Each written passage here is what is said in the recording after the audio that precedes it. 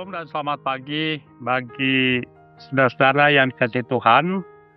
Firman Tuhan kepada kita pada pagi hari ini dan sebelumnya marilah kita berdoa.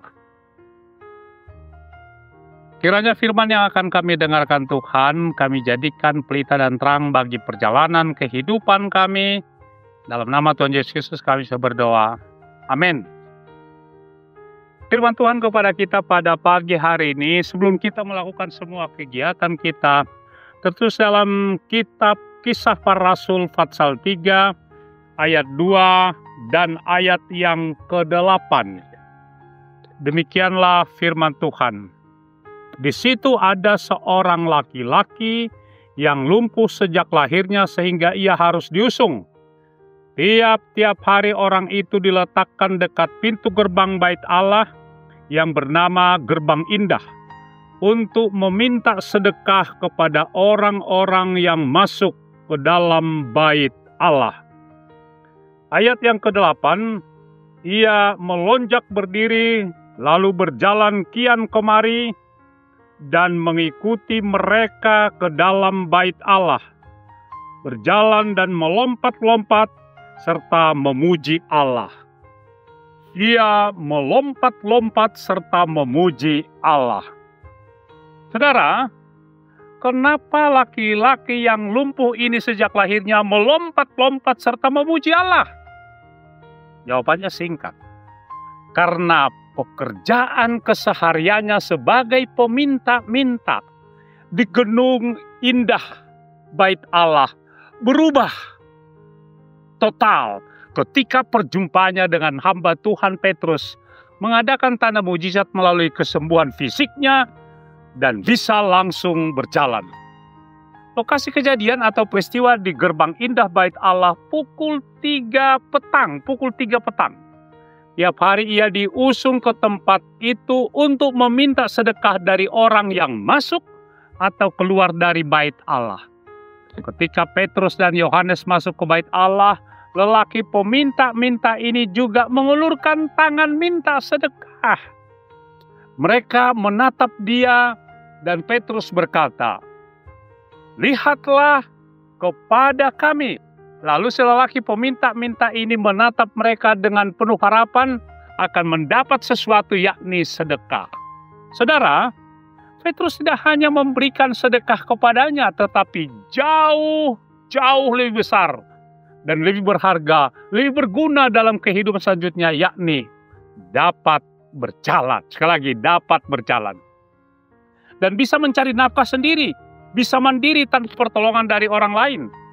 Kehidupan dan masa depannya berubah total sehingga pertemuannya dengan hamba Tuhan Petrus.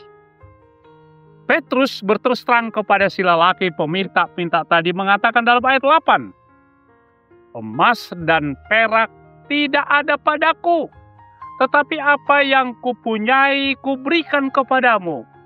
Demi nama Yesus Kristus, orang Nazaret itu, berjalanlah." Ingat dan catat. In the name of Jesus Christ. Nama yang penuh kuasa dan wibawa. Seketika itu, karena kuasa dalam nama Tuhan Yesus, sekali lagi dalam nama Tuhan Yesus, si lelaki peminta-minta ini langsung dapat berjalan. Sangat luar biasa kuasa mujizat kesembuhan dalam nama Tuhan Yesus. Mujizat seperti ini bisa terwujud ketika kita yakin dan percaya dalam kuasa nama Tuhan Yesus. Imanmu yang menyembuhkan dan menyelamatkan engkau, kata Tuhan Yesus. Spontan reaksi kesembuhan si lelaki ini setelah dia sembuh, maka ia melompat-lompat berdiri dan berjalan ke sana kemari dan mengikuti mereka ke bait Allah serta memuji Allah. Seluruh rakyat atau umat yang menyaksikan ini, mereka takjub dan tercengang melihat tanda mujizat ini. Beberapa minggu yang lalu, saya dan rekan Laita Distrik 7 mengunjungi Rumah Sakit Adventist di Penang, Malaysia, dan membaca sebuah tulisan. Dokter hanya merawat, pendeta hanya berdoa, tetapi Kristus yang menyembuhkan hidup kita. Atau dengan kalimat lain, God heals, we help. Tuhan menyembuhkan, kami membantu. Kalimat yang luar biasa dan dapat menggugah kita bersama bahwa manusia, apakah dokter atau pendeta, hanya sebagai alat Tuhan dan sumber kesembuhan hanya dari dan oleh Tuhan Yesus saja. Pesan yang disampaikan agar kita jangan pernah mengkultuskan manusia. Puji Tuhan, haleluya. Puji diri atau manusia hamagowan atau kehancuran. Tetapi jangan pula kita hanya melihat kelemahan hamba Tuhan itu sendiri. Lihat kelebihan dan kebaikannya juga. Kata Yesus, jangan melihat selumbar di mata orang lain, tetapi balok di matamu tidak kamu lihat. Mari sama-sama mengevaluasi dirilah. Perjumpaan dengan Yesus melalui hambanya memberikan semangat yang tangguh dan mengubah kehidupannya. Mindset dan mind heart. Cara pandang, cara pikir, dan cara menata hati untuk jauh lebih baik dari sebelumnya. Karena siapa yang ada dalam Kristus, ia adalah ciptaan yang baru. Amin. Tuhan Yesus memberkati. Marilah kita berdoa.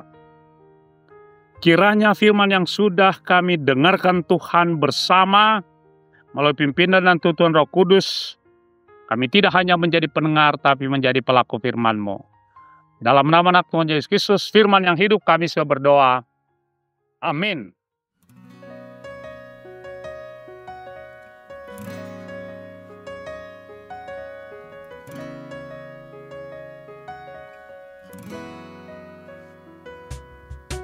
Sungguh besar setiamu, nyata di sepanjang hidupku.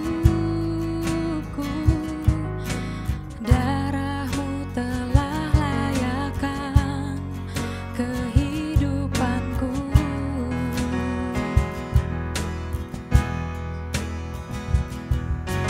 Tiada kata yang bisa